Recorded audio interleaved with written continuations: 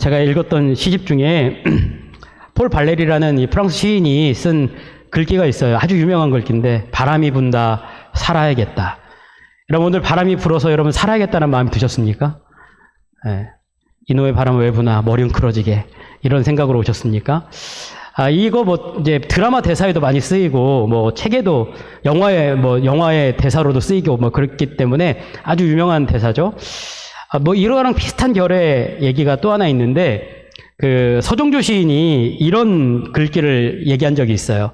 무슨 꽃으로 문질렀기에 이리도 살고 싶은가. 서정주 시인은 뭐 때문에 살고 싶다 그래요? 꽃 때문에 살고 싶대요. 꽃향기가 나니까 꽃 때문에 살고 싶다라고 얘기를 합니다. 바람과 꽃, 사람들에게 어쩔 때는 살고 싶은 생명의 의지를 주는 그런 도구래요. 근데 여러분 아시는 대로 바람은 불다가도 그칠 수 있습니다. 꽃은요, 언젠가는 시들게 되어져 있어요.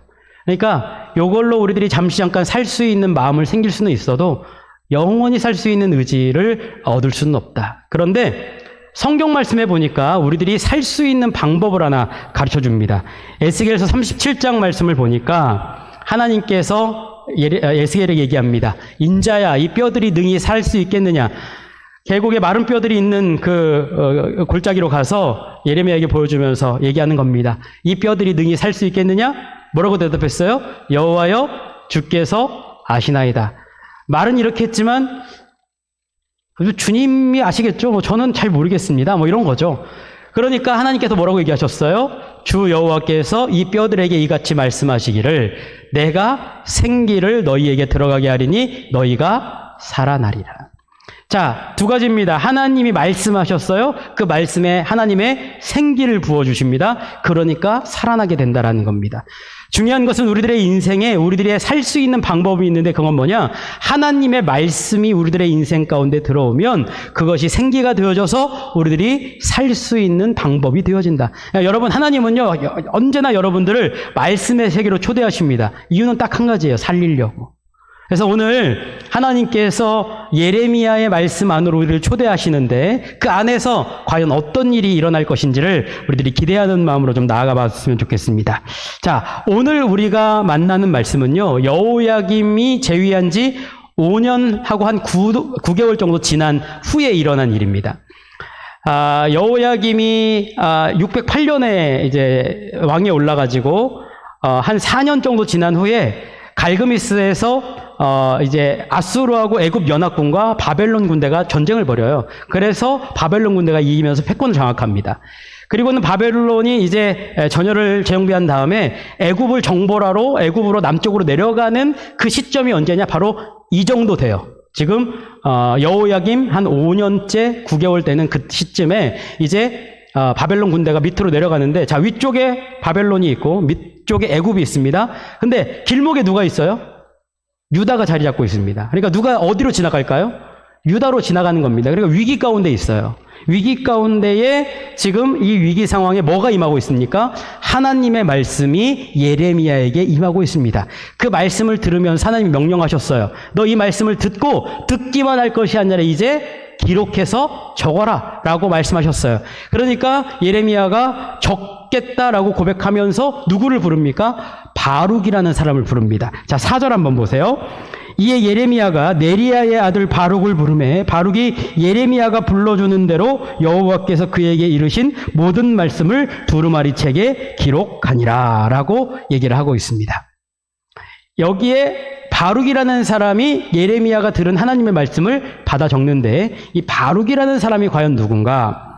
최근에 이스라엘 왕궁 문서 보관실에서 한 도장이 발견됐어요. 근데 그 도장에 보니까 뭐라고 쓰여져 있냐면 베레키야 벤 네리야라고 되어져 있습니다.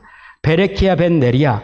예전에는 이제 인장을 찍었으니까 인을 이렇게 녹여가지고 도장을 딱 찍어 넣었는데 거기에 베레키야 벤 네리야라고 되어져 있는데, 베레키야는 바룩의 긴 이름이에요. 그러니까 바룩의 그러니까 네리야의 아들 바룩의 도장이 발견된 겁니다.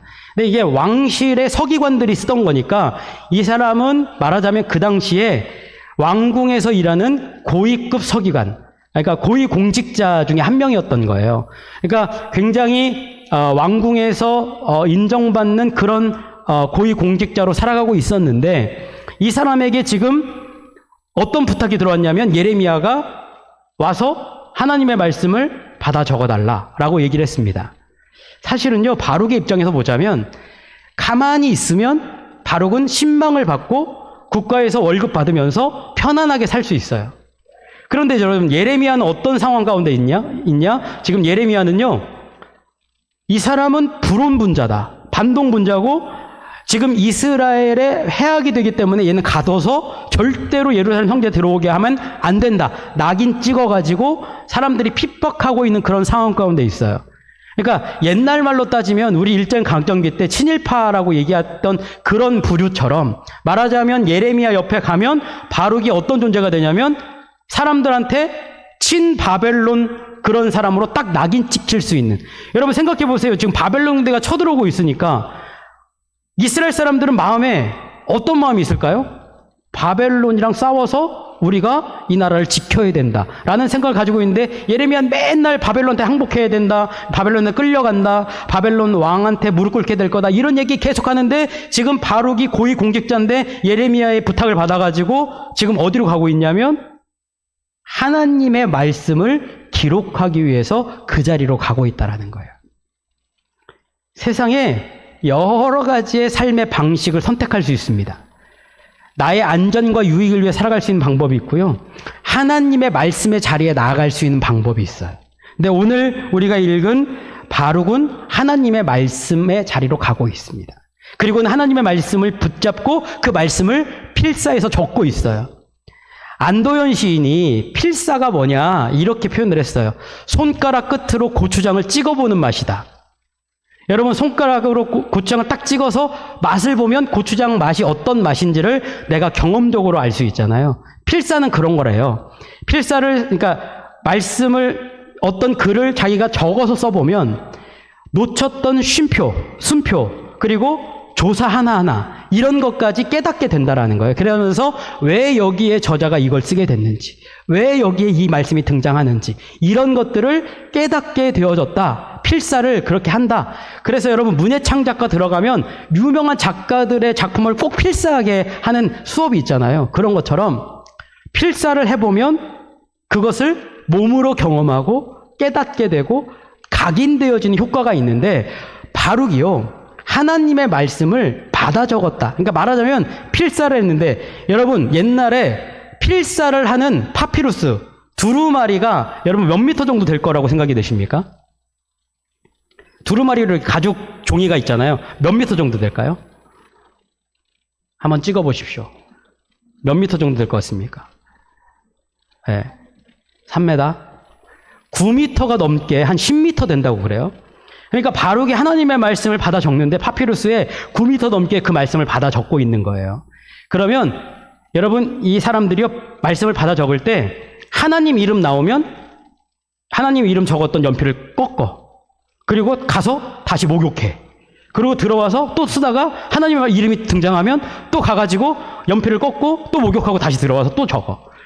조사 하나도 틀리면 안 돼. 그러니까 계속 안 틀리도록 집중해서 말씀을 적는 거예요. 그러니까 여러분 지금 바룩이요 이 말씀을 받아 적는다라는 건 다른 말로 하면 자기의 삶에 각인되고 또 각인되고 그 말씀이 있는 그대로 다 받아들이면서 그 말씀을 자기의 삶의 중심으로 받아 적고 있는 그런 모습을 우리들이 보고 있다라는 겁니다. 그러면서 예레미야가 얘기하잖아요. 받아 적기만 하는 게 아니고 가서 나 성전 안에 못 들어가는 것도 알지? 네가 가서 좀 낭독 좀 해. 라고 얘기한 겁니다. 여러분 받아 적는 거 남이 보지 않으니까 받아 적는 건 그래도 괜찮아요. 양상이 다릅니다. 가가지고 사람들이 다 듣고 있는데 그 앞에 가가지고 예레미야 말씀 하나님의 말씀이 이렇게 임했다라고 선포하는 것은요 완전히 다른 문제예요. 위험을 무릅쓰고 말씀을 선포하기 위해서 바룩이 움직이고 있다라는 겁니다. 자 그런데 여기 말씀을 잘 보시면요 바룩이 이제 그 말씀을 전하면서 우여곡절 끝에 어디까지 가게 되냐면 고관들이 모여있는 방까지 불려가서 거기에 하나님의 말씀을 다시 얘기해요. 그러니까 고관들이 물어봅니다. 너 어떻게 이거 말씀을 썼냐? 라고 물어보니까 18절에 이렇게 나와 있어요. 바룩이 대답하되 그가 그의 입으로 이 모든 말을 내게 불러주기로 내가 먹으로 책에 기록하였노라 라고 얘기를 하고 있습니다. 자 여기 보니까 바룩이 이 말씀을 누가요? 내게 불러주기로. 그러니까 이 말씀은 누가 받아 적은 거예요? 내가 받아 적었다라는 겁니다. 이 말씀이 나에게 임해서 나에게 임한 하나님의 말씀을 담대하게 내가 적었다라고 지금 바룩이 고백하고 있다고요. 저는 여러분들이 남에게 들은 말씀이 아니고 누군가가 간증해서 들은 말씀이 아니고 내가 오늘 말씀을 듣고 내 안에서 살아 숨쉬고 내가 경험되어지고 내 안에 각인되어지는 내게 임하는 말씀이 여러분들 삶 가운데 임하시기를 주님의 이름으로 축복합니다. 그뿐만이 아니에요. 여기 보니까 그가 불러주기로 내가 적었다라고 얘기하는데 불러준다라는 이 단어가요. 미완료 형태로 되어 있어요. 그러니까 들려지고 또 부르고 또 부르고 또 부르고 계속 불려지고 있어요. 그러니까 이 말씀을 적고 적고 또 적고 또 적고 있는데 여러분 말씀은 완료된 상태가 아니라 지금도 자기에게 들려지고 있고 내가 전하는 순간에도 하나님의 말씀이 지금 전해지고 있고 나도 그 말씀을 지금 붙들린 바 되어져서 그 말씀 안에 있고 그러면 이 말씀은 지금도 우리들 삶 가운데 움직이고 있어서 이 말씀은 지금도 역동적으로 역사하고 있다라고 성경은 우리들에게 말씀해주고 있다라는 것입니다. 여러분 그러니까요 이 말씀을 이렇게 생각해 볼 수 있겠죠. 바룩이 말씀을 받아 적어요. 그러면 손으로 받아 적은 말씀이 그의 속으로 들어와. 속으로 들어와서 피 속을 둥둥 떠다니면서 그 말씀이 여기저기로 다 전달돼요. 그러면 말씀이 온통 자기가 되고 그리고 내 안에 말씀이 온통 채워져서 내가 가는 곳마다 말씀의 향기가 터져 나오고 그리고 내가 가는 곳마다 하나님의 말씀이 읽혀질 수 있는 하나님의 편지로 바뀌게 되어진다라는 거예요. 그런 은혜를 지금 바룩이 경험하고 있는데 오늘 이 바룩이 깨어있기 때문에 하나님의 영적 분별을 가지고 이 말씀에 붙들린 바 되어져 있기 때문에 이 일을 감당하고 있는 거예요. 전 여러분들이 깨어나시기를 주님의 이름으로 축복합니다. 말씀을 붙잡고 이 말씀을 사람들에게 전달할 수 있는 그런 믿음이 여러분들에게 회복되어지시기를 주님의 이름으로 축복합니다. 그러니까요 바룩이 이 말씀을 딱 듣고 이 말씀을 요즘 올림픽 하죠? 성화 봉송하는 것처럼 이 말씀 딱 들고 또 전해주는 거예요. 자, 맨 처음에 바룩이 하나님의 말씀을 낭독했던 자리 성경에 나와 있는데 어디냐면 그마리아의 방이라고 되어져 있어요. 근데 그마리아의 방이 그 당시에 예루살렘 성전에 들어가는 사람들이 가장 많이 들을 수 있는 장소가 바로 그마리아의 방이었던 것 같아요. 이 성전 위쪽에 어디 자리를 잡아가지고 그가 그 방 위에서 이렇게 선포를 하면 많은 사람들이 들을 수 있는 그 장소가 그마리아의 방이었대요. 근데 그마리아의 방에서 말씀을 선포하는데 거기에 누가 있었냐? 성경이 얘기를 하고 있습니다. 그 방에, 그 방 주위에 미가야라는 사람이 있었다. 그런데 여러분, 말씀을 여러 사람들이 다 같이 들었어요. 그런데 오늘 성경 말씀에 보니까 이 말씀은 누가 들었다고 표현하고 있냐면 미가야가 들었다라고 표현을 하고 있어요. 그러니까 여러분 말씀은 다 들었어요. 오늘도 설교 말씀을 다 들었는데 아마 끝나고 나가면서 무슨 말씀 들었습니까? 라고 물어보면 몰라. 목사님 뭔 얘기 하셨더라? 라고 얘기한다고요. 그러니까 말씀을 다 들었지만 귀로 듣는 어떤 물리적인 들음이 아니라 마음에 새겨지는 들음이 있었다. 그게 누군가? 미가야라는 거예요. 그러니까 여러분 미가야를 하나님께서 말씀을 그에게 주셨고 그가 말씀을 받았어요. 그러니까 말씀을 받고 말씀의 감동으로 미가야가 움직이는 겁니다. 말씀에 붙들림 받으니까 말씀이 움직이는 대로 가는 거예요. 그러니까 여러분 저는 인생이 내가 말씀을 듣는 게 아니에요. 하나님이 나에게 말씀을 듣게 하시고 그 말씀이 이끄신 대로 우리들이 순종하며 나아가는 그런 은혜가 우리들에게 있어야 되겠다라는 거예요. 그러니까 이제 미가야가 이 말씀을 듣고 이 미가야가 위험을 무릅쓰고 말씀을 들고 왕궁 깊숙이 나아갑니다. 그 당시에 여호야김이요 도끼 눈을 뜨고 이렇게 예레미야의 말씀을 전하는 사람들 다 가둬서 죽이려고 하는 그런 마음이 가득했는데 이 말씀을 가지고 어디로 들어가냐면 왕궁으로 들어가요. 왕궁 깊숙이. 서기관의 방에 가가지고 서기관 고관들이 모여있는데 이 말씀을 전달합니다. 자, 12절 한번 보세요. 왕궁에 내려가서 서기관의 방에 들어가니 모든 고관 곧 서기관 엘리사마와 스마야의 아들 들라야와 악볼의 아들 엘라단과 사반의 아들 그마랴와 하나냐의 아들 시드기야와 모든 고관이 거기에 앉아있는지라 라고 얘기를 하고 있습니다. 자, 여러분 여기 보면요 아주 익숙한 이름이 하나, 의미심장한 이름이 하나 나와 있어요. 누구일까요? 여기 보면 사반의 아들 그마랴입니다. 여러분, 그마리아는 누굴까요? 그마리아는 바로 미가야의 아버지입니다. 사반의 손자 그마리아의 아들 미가야라고 성경에 나와 있거든요. 그러니까 미가야는 그마리아의 아들이에요. 자, 말씀을 누가 먼저 받았나요? 아들이 먼저 말씀을 받고 이 말씀을 지금 가지고 누구한테 갔어요? 아버지가 있는 그 장소에 가서 아버지에게 말씀을 전달하고 있다고요. 그러니까 여러분, 말씀은 지위 고하를 막론하고 나이 고하를 막론하고 먼저 받는 사람이 그 말씀을 전하라고 하나님이 우리들에게 말씀의 영향력을 주시는 겁니다. 말씀에 붙들림 받은 사람들은요, 그 말씀을 붙잡고 어디든지 가요.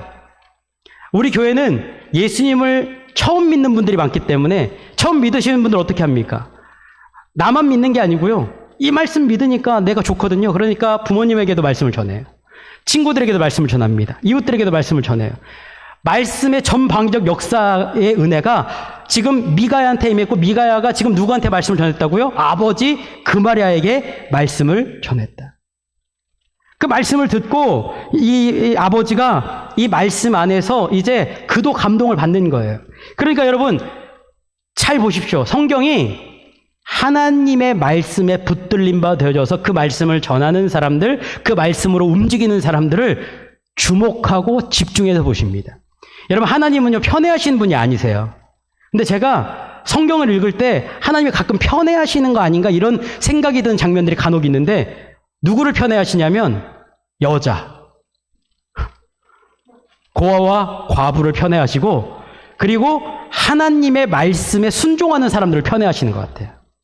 오늘도 말씀해 보니까요, 하나님의 말씀에 붙들림 바 되어져서 하나님의 말씀에 순종하고 있는 미가야를 집중해서 보십니다. 그리고 미가야를 특정해가지고 미가야의 이름을 이렇게 소개를 해줘요. 11절 한번 보세요. 사반의 손자요 그마리아의 아들인 미가야가 그 책에 기록된 여호와의 말씀을 다 듣고. 그러니까 지금 미가야를 소개하는데 굳이 누구까지 지금 언급을 하면서 소개를 하고 있습니까? 할아버지까지 이제 딱 포함해가지고 소개를 하고 있는 겁니다. 여러분, 제가 가끔 교회에 와가지고 여러분들한테 저를 소개하면서 저는 윤씨 집안의 파평윤씨 몇 대 손으로 저희 할아버지는 윤모 씨가 되고 저희 아버지는 윤모 씨가 되어져서 저는 바로 윤경무기 올시다, 이렇게 얘기하나요? 근데 오늘 이 미가야를 소개할 때 미가야를 3대에 걸쳐서 소개를 한다고요. 성경이 자기의 할아버지 사반의 손자라고 얘기를 해요. 여러분, 사반 익숙한 이름 아닙니까? 많이 들어본 이름이죠. 이 사반은 어디에 나올까요? 역대하 34장 14절에서 15절 한번 보세요. 이렇게 나와 있습니다. 무리가 여호와의 전에 헌금한 돈을 꺼낼 때에 제사장 힐기야가 모세가 전한 여호와의 율법책을 발견하고 힐기야가 서기관 사반에게 말하여 이르되 내가 여호와의 전에서 율법책을 발견하였노라 하고 힐기야가 그 책을 사반에게 주매라고 나와 있습니다. 그러니까 요시야 왕 때에 여호야김의 아버지죠. 지금 왕인 여호야김의 아버지 요시야 왕 때에 성전 개혁을 일으켰습니다. 종교 개혁을 하면서 성전을 정화하다 보니까 거기에 잡다한 게 많이 들어가 있었거든요. 하나님의 말씀 기억도 못하고 사람들은. 근데 잡다한 걸 막 정리하다가 헌금함을 정리하다가 대제사장 힐기야가 헌금함을 딱 열어보니까 거기에 뭐가 있었어요? 하나님이 모세에게 준 율법책이 거기에 박혀 있는 거예요. 그걸 발견하고 나서 야, 이게 뭐냐라고 하면서 그 당시 서기관이었던 누구요? 사반, 미가야의 할아버지 사반을 불러다가 야, 하나님의 말씀을 낭독해라. 낭독했더니 어떤 일이 벌어졌나요? 하나님의 말씀을 듣고요, 왕이 옷을 찢기 시작했습니다. 회개했어요. 백성들이 회개하기 시작했습니다. 그러니까 사반이요, 하나님의 말씀의 역사가 시작되어지니까 항중심에 서 있었고, 오늘 그 역사를 누가 받았어요? 손자인 미가야가 똑같이 그 말씀을 받고 있다라는 거예요. 말씀의 역동적인 역사가 보이십니까? 하나님의 말씀을 먼저 받은 미가야가 아버지에게 말씀을 전했어요. 그런데 이 말씀은 하나님이 미가야가 들을 수 있었던 이유를 가르쳐주고 있는 거예요. 뭐냐? 할아버지가 그에게 물려주었던 신앙의 유산이 그의 마음 가운데 자리 잡고 있었기 때문에 하나님의 말씀이 그에게 들린 거예요. 그러니까 그 말씀을 붙잡고 이제 그 말씀을 가지고 여기저기 하나님의 역사가 막 움직이고 있는 그 장면이 펼쳐지고 있다라는 겁니다. 바라기는 여러분 우리 자녀들에게 다른 것 물려줄 생각하지 마시고요. 하나님의 말씀을 물려주시기를 주님의 이름으로 축복합니다. 말씀에 살 길이 있어요. 그 말씀에 붙들림 바 되어지면 인생이 달라진다고요. 자, 그러니까 말씀의 영향력이 점점 커지니까요. 이제 미가야에게 임했던 이 말씀을 서기관들에게 전했더니 서기관 중에 대장이었던 엘리사마가 이 말씀에 감동이 되어져서 이 말씀 들고 누구한테 가냐면 이제 왕한테 가는 거예요. 엘리사마가 왕한테 가가지고 이 율법책을 낭독합니다. 그런데요, 성경이 영화 장면이 오버랩되는 것처럼 미가야가 고관들한테 말씀을 낭독하는 장면하고 사반 할아버지가 백성들한테 말씀을 낭독하는 거하고 이렇게 묘하게 오버랩 시켜놨어요. 영화 장면처럼. 여기서 막 음악이 나오면서 할아버지가 낭독하는 장면과 손자가 낭독하는 장면이 막 오버랩 되면서 여기 이 사람들이 이게 낭독을 하고 있는데 그 카메라를 쫙 위로 올리니까 그 시대를 다스리고 있던 왕들의 얼굴이 쫙 보이는 거예요. 자, 사반의 왕은 누굽니까? 요시야예요. 지금 미가야의 왕은 누굽니까? 여호야김이에요. 이 두 왕들이 말씀을 대하는 모습을 성경이 딱 비교를 해주고 있습니다. 요시야는 하나님의 말씀을 듣고 어떻게 했냐면 자기의 옷을 찢었습니다. 여호야김 하나님의 말씀을 듣고 뭘 찢었나요? 하나님의 말씀을 찢었어요. 여러분, 요시야는 하나님의 말씀을 듣고 그 성전 안에 있던 우상들을 불에 태워버렸습니다. 그런데요, 여호야김은 하나님의 말씀을 불에 태워버렸어요. 요시야는 하나님의 말씀을 듣고 백성들에게 회개를 선포하고 그들에게 하나님의 말씀을 들으라고, 그래서 하나님이 그에게 하나님의 말씀을 들은 자라고 칭찬하셨습니다. 그런데 여호야김은 하나님의 말씀을 듣지 않고 불순종한 사람이라고 하나님이 듣지 않았다라고 그의 인생을 평가합니다. 마지막에 보니까요, 요시야 때문에, 하나님의 말씀을 들은 요시야 때문에 모든 백성이 복을 받아요. 그런데 오늘 말씀을 듣지 않은 여호야김 때문에 이스라엘 민족이 죽임을 당하고 그들이 70년의 노예 생활로 끌려갈 수밖에 없는 비극적인 결말을 맞이하게 된다라는 거죠. 그러니까 오늘 성경은요, 우리들에게 말씀해주고 있는 겁니다. 하나님의 말씀을 붙잡아라. 하나님의 말씀에 순종해라. 하나님의 말씀을 붙잡고 나아와라 라고 우리들에게 말씀하고 있다.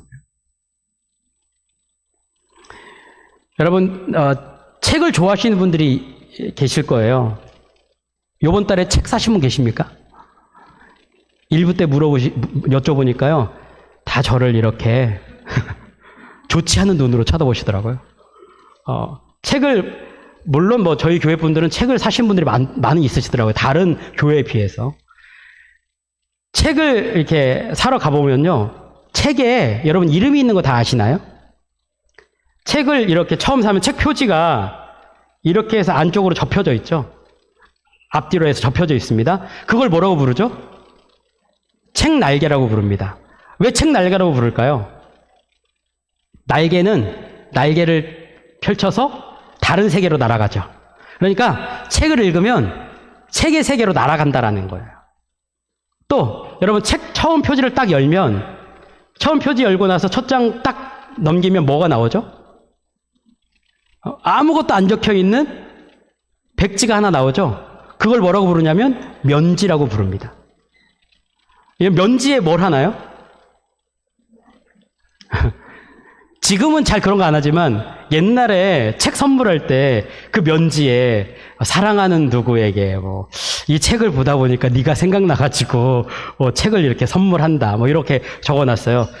그러니까 이 책이 그냥 디자인한 게 아니고 이 책을 디자인하면서 이런 의도를 담아놓은 거예요. 책이 침묵하는 공간을 만들어놨습니다. 그리고는 거기에 사람들이 글을 적게 만들어놨어요. 그러면 저자가 어떻게 돼요? 분명 저자가 있지만 나도 거기에 글을 썼기 때문에 공동 저자가 되는 거예요. 그래서 책 안으로 내가 들어가서 책과 몸을 섞고 책과 하나가 되어져서 내가 책이 되어지고 책이 내가 되어지는 그런 순간을 경험했으면 좋겠다라는 의도로 책을 그렇게 만들어 놓았다라는 거예요. 하나님의 의도가 꼭 그와 같다라는 거예요. 하나님이 우리들에게 말씀을 주실 때에 말씀 안으로 우리를 자꾸 초대하고 있어요. 하얀 면지를 만들어 놓고 거기에 여러분들의 이름을 적어 놓고 여러분들이 그 안으로 들어오기를 하나님이 지금 계속 기다리고 계시다라는 겁니다. 여러분, 말씀에 순종한다라는 건 과연 뭘까요? 말씀에 순종한다라는 건 말씀을 대상으로 정해놓고 하나님이 이렇게 말씀하셨으니까 내가 이렇게 살아가야지가 아니에요.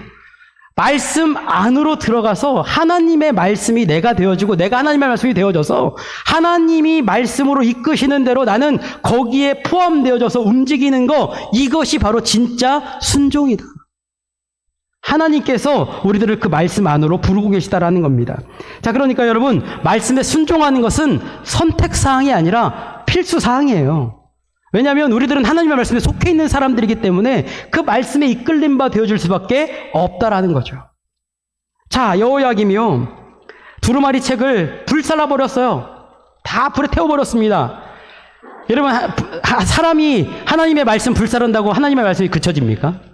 아니요, 그치지 않습니다. 그래서 하나님의 말씀이 다시 예레미야에게 임하는 장면이 나옵니다. 27절 한번 보시죠. 왕이 두루마리와 바룩이 예레미야의 입을 통해 기록한 말씀을 불사른 후에 여호와의 말씀이 예레미야에게 임하니라 이르시되. 자, 왕이 두루마리하고 바룩이 전한 말씀을 다 태워버렸어요. 그런데 태워버렸는데 말씀이 그친 게 아니고 하나님의 말씀이 예레미야에게 다시 임하게 됩니다. 자, 다시 임하면서 거기에 하나님의 메시지가 이제 적히기 시작해요. 다시 적힙니다. 여호야김에 대한 심판의 메시지가 거기에 쓰여져 있다라고 성경이 얘기하고 있는데 30절 한번 보세요. 그에게 다윗의 왕위에 앉을 자가 없게 될 것이요 그의 시체는 버림을 당하여 낮에는 더위 밤에는 추위를 당하리라. 여호야김에게 심판을 선포하는데, 자, 지금 여호야김이 어디에 앉아 있을까요? 겨울궁 화로 곁에 앉아 있어요. 지금 전쟁의 위기 가운데, 풍전등화 위기 가운데 인생들이, 지금 이스라엘 사람들이 다 위기 가운데 어떻게 해야 될지 막 바둥거리고 있는데, 왕은 따뜻한 화로에 앉아가지고 자기의 유익과 만족을 위해서 거기에 앉아 있는 겁니다. 이기주의적인 자리에 거기 앉아 있는 거예요. 그런데 하나님이 심판을 선포했습니다. 너 거기 편안하게 앉아 있어? 아니야. 하나님의 말씀에 불순종했으니까 이제 너희들이 앉을 수 있는 왕위는 없어질 거다. 화로에 앉다라는 단어하고 다윗의 왕위에 앉다라는 단어를 똑같은 단어로 써놓았어요. 그러니까 너희들이 앉을 공간은 이제 없다? 무슨 얘기입니까? 하나님의 말씀을 불순종한 사람들은 앉을 자리가 없다라는 거예요. 또 한 가지 여기 보니까요, 낮에는 너희 밤에는 추위를 당할 거다. 지금 화로 곁에 추위를 피해가지고 따뜻하게 앉아 있습니다. 그런데 인생이 정반대가 돼요. 더위가 쨍쨍 내릴 때는 어디에 있다고요? 더위에 있고, 또 추울 때는 밤에 추위를 당하게 될 거다. 여러분, 여호야김이요, 주전 598년에 죽어요. 그런데 기록에 보면 바벨론 군대가 그의 시체를 길가에 던져서 그가 길가에서 비명 행사하는, 그래서 길가에 놓여져 있어서 낮에 땡볕에 밤에 추위에 그대로 노출되어질 수밖에 없는 그런 비극적인 현실을 맞이하게 된다라는 겁니다. 여러분, 잘 보십시오. 하나님의 말씀대로 이루어집니다. 그리고 그 말씀은 역동적으로 움직이고 있고 그 말씀에 순종한 자들에게 하나님의 생명 역사를 보여주고 계시더라는 겁니다. 근데 여러분, 하나님의 말씀이요, 소실되어졌는데 하나님이 두 번째 말씀을 주셔요. 두 번째 두루마리. 자, 32절 한번 보세요. 이에 예레미야가 다른 두루마리를 가져다가 네리야의 아들 서기관 바룩에게 주매 그가 유다의 여호야김 왕이 불사른 책에 모든 말을 예레미야가 전하는 대로 기록하고 그 외에도 그 같은 말을 많이 더하였더라 라고 얘기를 하고 있습니다. 자, 여호야김이 하나님의 말씀을 태워버리니까 하나님의 말씀을 주셨어요. 다시 말씀을 기록하게 하셨다고 나와 있죠. 심판의 메시지를 적어 놓으시고 여기 말씀해 보니까 그 외에도 그 같은 말을 많이 더하셨대요. 그러니까 바룩이 하나님의 말씀을 받아가지고 더 많은 이야기를 적어 놓았는데 거기에 하나님의 심판의 메시지를 더 많이 담아 놓은 겁니다. 자, 그런데 의문이 드는 건 이 말씀을 다시 적어서 여호야김에게 가지고 가면 여호야김이 이 말씀 들을까요, 안 들을까요? 말씀을 태워버린 사람인데 이 말씀을 다시 듣겠습니까? 이스라엘 민족은 이 말씀을 들을까요? 예레미야를 가둔 사람들이 이 말씀을 들을까요? 안 들어요. 그런데 하나님은요, 여기 하나님의 마음이 담겨져 있는 겁니다. 듣지 않아도 끝까지 회개할 수 있는 기회를 주시는 거예요. 한 번만 돌이켜라. 끝까지 은혜를 주시는 겁니다. 아니요, 거기서 멈추는 게 아니에요. 오늘 이 말씀은요, 기록물 형태로 기록되어집니다. 그러면 이 말씀은 나중에 누가 읽게 될까요? 이 말씀을 후손들이 읽게 되는 겁니다. 그러니까 후손들에게 얘기를 들려주는 거예요. 하나님의 말씀에 순종해라. 제발 순종해라. 거기에 살 길이 있다. 그러나 불순종하면 하나님의 심판을 피할 길이 없다라고 반복해서 얘기해 주면서 그들에게 하나님의 언약의 신실함을 보여주면서 돌이키고 또 돌이키라고 하나님의 집요한 말씀을 지금 말씀 안에 적어 놓으시고 그들에게 하나님의 세계로 초대하고 있는 그런 내가 임하고 있다라는 것입니다. 2001년 1월에 제가 아주 좋아하던 작가 중에 동화 작가였던 정채봉 작가가 있어요. 20살 어머니 뭐 이런 책을 쓰셨던 분인데 이분이 간암으로 이제 유명을 달리하게 됩니다. 그런데 그 2001년에 죽은 정채봉 작가가 자기 딸 리테라는 그 딸을 얼마나 사랑했는지 몰라요. 그 딸한테 뭐라고 불렀냐면 우리 집의 축복 그 자체라고 불렀어요. 항상 딸을 보면서 우리 축복 그 자체인 우리 리테. 리테를 정말 너무 사랑했어요. 리테가 아버지의 사랑으로 자랐어요. 얼마나 사랑했는지 몰라요. 기록을 보면 진짜 이 작가가 피천득 시인도 그렇게 자기 자녀를 사랑했다고 얘기하는데 이 정채봉 작가도 그에 못지않은 사랑을 가지고 딸을 너무 사랑했대요. 이 딸이 아버지의 마음이 그 사랑으로 살면서 아버지의 마음이 그의 마음 가운데 새겨진 거예요. 그래서 1999년에 아버지와 똑같이 동화 작가로 등단하게 됩니다.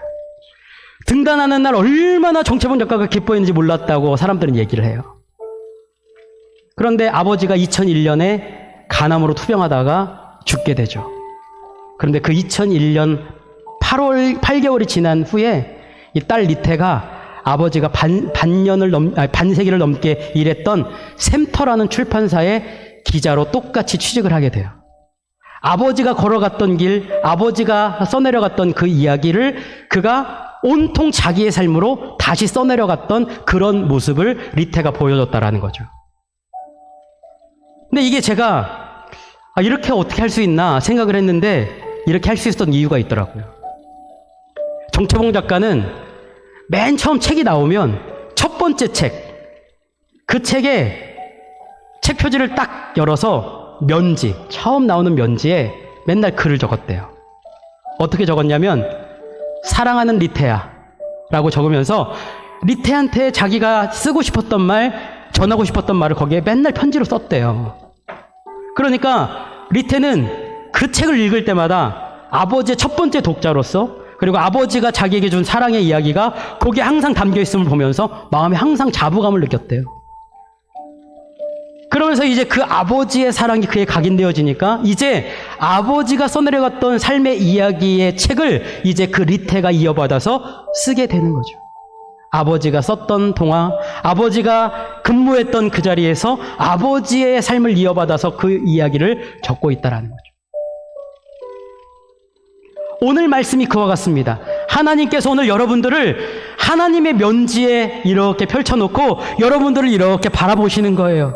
그리고는 여러분들에게 말씀하십니다. 사랑하는 딸 누구누구야.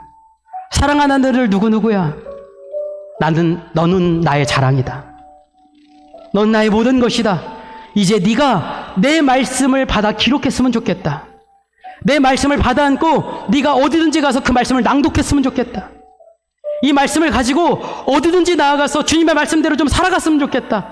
네가 내 말씀이 되어지고 네가 내 편지가 되어지고 네가 내 향기가 되어져서 내가 있는 곳 바로 그곳이 네가 있는 곳이 되어지고 네가 있는 그 자리에 내 말씀이 임할 수 있으면 내가 좋겠다라고 오늘 여러분들에게 사랑하는 누구누구야 라고 얘기하면서 하나님의 말씀의 면지에 여러분들을 향하여 하나님의 편지를 적고 계시다라는 것이죠. 여러분, 그 하나님의 마음은 이 세상을 향한 마음과 똑같은 마음 아니겠습니까? 아직도 하나님의 말씀을 알지 못하고 죽어가고 있는 많은 영혼들을 향하여서 그들에게 이 편지를 네가 좀 전달했으면 좋겠다. 사랑하는 누구누구야.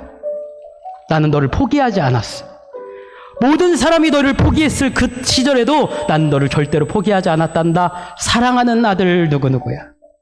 사랑하는 딸 누구누구야, 이 이야기를 네가 좀 전해줬으면 좋겠다라고 오늘 말씀을 전달해서 여러분, 예레미야가 받은 말씀 바룩이 적고, 바룩이 받은 말씀 미가야가 전하고, 미가야가 받은 말씀을 엘리사마가 왕에게 전하고, 그 말씀이 그치니까 또 하나님의 말씀을 부어주셔서 오늘 우리들에게 시선을 돌려서 이제 너희들이 하나님의 편지가 되어줘서 그 말씀을 전하라고 오늘 이 말씀을 우리에게 주십니다.